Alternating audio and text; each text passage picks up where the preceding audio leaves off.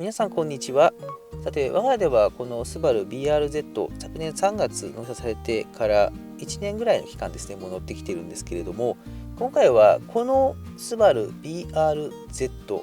この車乗っていてよくあること、BRZ あるあるっていうんですかね、そういったところオーナーの視点でお話の方をしてみたいというふうに思います。BRZ っていう車、これ GR86 もそうですけれども、2ドアっていうところと、これだけ低いスタイリング、まさにスポーツカーのスタイリングの見た目の車って、なかなかやはり街中でも見かけないんですよね。例えば、スイフトスポーツとか、もしくはシビックタイプ R とかもそうだと思いますし、シビック RS とか、ああいった元の車があってのスポーティーグレードっていうんですかね、そういった車見かけると、ただそれって元の車がやはりもともと乗用の車であったわけですけれども、この車はもう本当にこの BRZ-GR86 ということで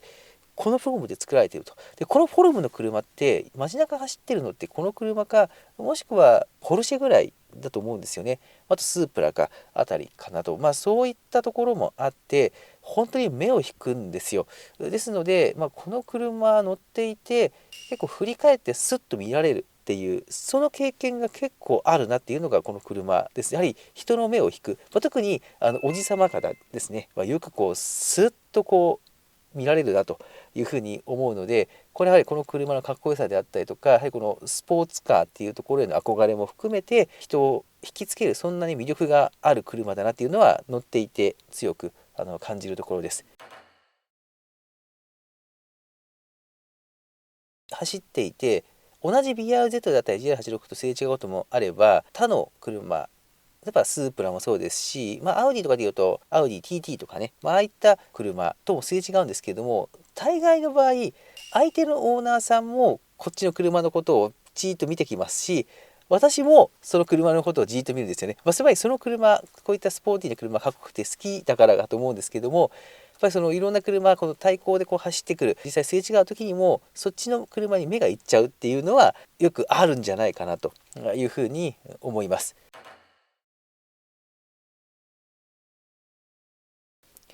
であとですね、これよくあると思うんですけど、この車に乗り降りする時なんですけども、私はもう「よいしょ」とか「どっこらせ」っていう声がもう普通に漏れ出すっていうこれはあるあるだと思います。この車狭い駐車場とかだとなかなかドアをこうバーッと広くここを開けるっていうのが難しかったり、またこのそもそもドアを開けたとしても低い位置から上に乗り出していくっていうところもあるので、結構体をひねったりするんですよね。ですのでそういう時に声が出ちゃうなっていうところはあると思います。特に私は降りる時が結構大変だなと、座る時はスッと滑り込めばいいんですけど、立ち上がる時って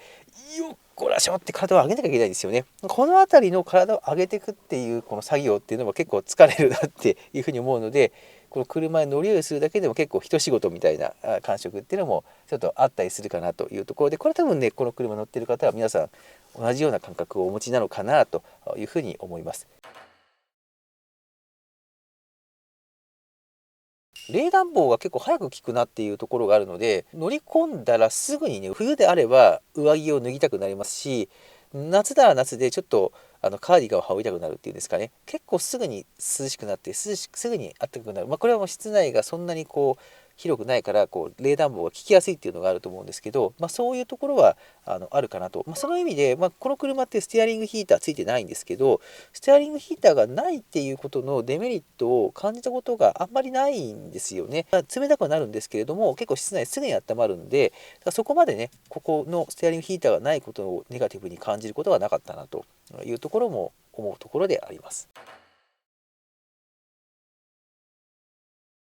ブレンボのブレーキが装着されているので、止まる時にグッとブレーキ踏んだ時にガチッと止まるっていう、この辺りこのブレンボらしいブレーキの強さっていうのがあるんですよね。でこれをね結構感じたいなっていうふうに思うことが多くって、無駄に最後ブレーキを力いっぱいギュッと踏んじゃうっていう、そしてバチッと止まるこの感触を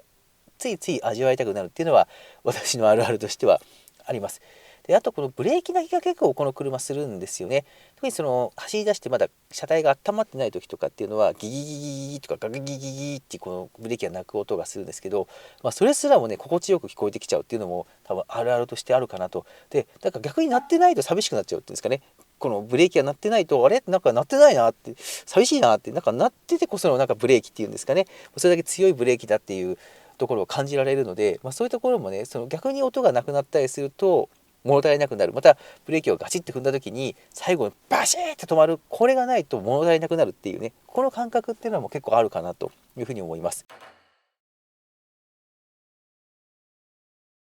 こういうところにちゃんとスピーカーがあります。ぐーっと走っていてロードノイズがぐーっと高鳴ってたりする時っていうのは音はちょっと遠くなって他の車と比べると音楽聞こえづらくなるんですけれども、でもしっかりとね音響とか音楽っていうのも聞こえると。でさっきお伝えした通りなんですけど、やっぱりこのスポーティーな車でもあるので音って外から入りやすいんですよね。特にロードノイズとか音が入るしエンジン音も結構よく聞こえてくると、そうなると音楽聴きたいんでここで音をグッと上げるんですよね。こうやってドアをこう開けて閉める時にほらこういう形でここがちょっとシュッと下がってこうドアを閉めやすくして最後キュッと上がってここを気密するので、結構気密性も高いのかなと思うと音そんな漏れてないんじゃないのって思って音を上げるんですけど、自宅の方まで帰ってきて降りたら音がすごい漏れてるということがあって、それも流している声が鮮明に聞こえる、音楽とか音っていうのが鮮明に聞こえちゃうぐらいに漏れてると。でそれもエンジンかけた状態で止まってるで車のブーってエンジンは聞こえてるんですけども、それに全く分けることなく音楽とか音が漏れてたというところを見てドキッとしたというところがあると。ここに関してはおそらく音結構漏れるねって感じたことがある方はいらっしゃるんじゃないかなとは思うんですよね。あれ以来私は音をちょっとちっちゃめにして走るようにはしてる。もしくは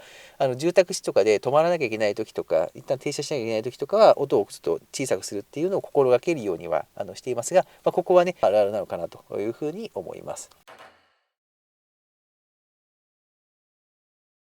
走っている時に、車だと、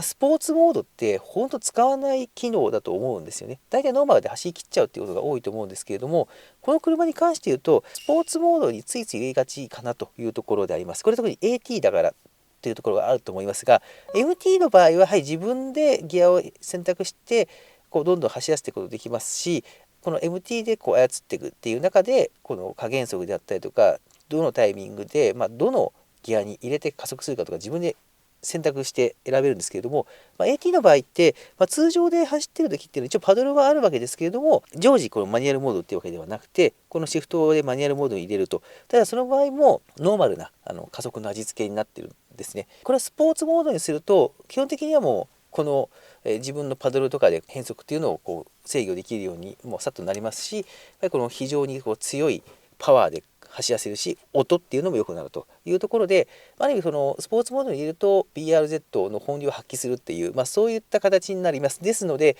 私結構 BRZ 普通の一般道を走っている時にもスポーツモードにバンパカ入れていると、特にその助手席に人がいない時はスポーツモードには入れるようにして走っちゃうなと。スポーツモード使いがちっていうのが私のよくあるあるかなと思っています。ただ助手席に妻とか乗るときに関して言うと、どうしてもこのスポーツモードを入れると力が出てくる分結構前後の揺さぶりとかも強くなって乗ってて大変になるので、結局ね助手席にいるときは使わないぐらいの感じにはなってますけれども、そういったところがあるかなというふうに思います。私の方で普段感じていることなんですけれども、この BRZ をですね、我が家は青い色を選んでおります。でこちら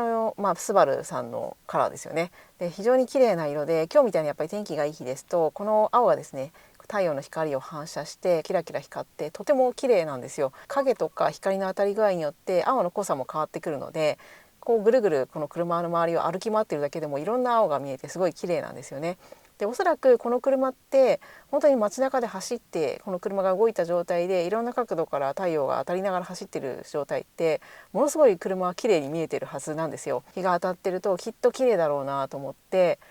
外から見てる人羨ましいなって思うっていうね自分は乗ってるんで、やっぱりどの車もそうですけど、買った後ってやっぱ外なかなか見れないじゃないですか。で特に動いてる状態の車なんてまず見れないじゃないですか。でそれってすごくもったいないなって当たり前ですけどすごい思っていて、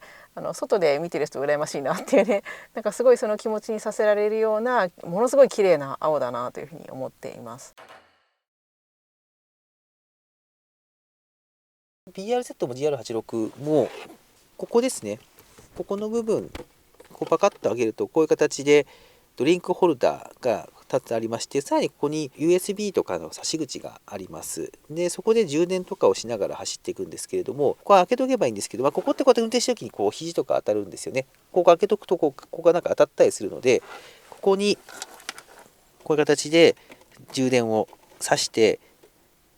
こうしちゃうんですよね。でこうした後に運転していて駐車して降りる、結構な確率でここに入っているものを忘れるっていうのがあると。前方向とかね、こう右左前はねもういいんですけど、横とか後ろとかなかなかねこのクリアリングしづらい形状であります。視界はやっぱり他の例えばコンパクトカーだったりとか SUV とかそういうところと比べると制限される部分っていうのが出てくると。でこれで助手席に人が乗ってない時とかは全然まだいいんですけど、助手席に人が乗ってたりすると左の後ろの方のクリアリングがめちゃくちゃ大変なんですよ。でいない時には見えるんですよね。そういう意味でもやっぱりこうスポーティーに一人で運転する時っていうのがやっぱり一番ね運転しやすい車なのかなっていうのもちょっと乗っていて感じてはいるというところであります。これあるあるっていう感じの範疇じゃないかもしれないですけども、この BRZ に乗ってこのスポーツカーのこのシートをですね、なんかすごくやっぱりこれって体が動かなくてすごく楽だなというふうに思っています。私自身もやっぱりこの低さの車に乗り降りする時すごく大変で、運転手が話してた通りによっこいしょって絶対言っちゃうんですけど、それぐらいすごく大変なんですけど、体を預けた後めちゃくちゃ楽で、本当に体が動かないですし、この角度とか低さとかこういうちょっと若干寝そべり気味に座るのって結構体疲れるのかなとか腰痛くなっちゃうかなとかってすごく思ったんですけど、なんかもう体預けちゃった後ってものすごく楽なんですよね。柔らかさ的にも硬さ的にもちょうどいいですし、あと角度もすごいし、あとやっぱり左右の張り出しもすごくしっかりしている大きなごついシートなので、ものすごく体が楽で揺れもほとんど感じないですし、そういうところがすごくあるので、スポーツカーのシートってこういう感じなんだなって、もちろんこれはサーキット用じゃなくって多分こう乗用するようにBRZ はもともと標準のシートは作ってると思うんですけども、それでもやっぱりなお普通に乗ってるSUV とか例えばハッチバックとかと全然違うなっていうふうに思ってるんで、これがスポーツカーの感じなのかなっていうのをねちょっとやっと分かったってところが、一つあるあるというか乗ってみて分かったところかなというふうに思います。ということで今回はですねこちらのスバル BRZ に乗っていて感じているあるある、BRZ あるあるですね、こちらについてお話をしてみました。今回の動画参考になったという方がいらっしゃいましたら、ぜひ高評価ボタンだけでも押していただけますと嬉しいです。今後もこのチャンネルでは BRZ の情報をお届けしていきますので、よろしければチャンネル登録をお願いいたします。ここまでのご視聴ありがとうございました。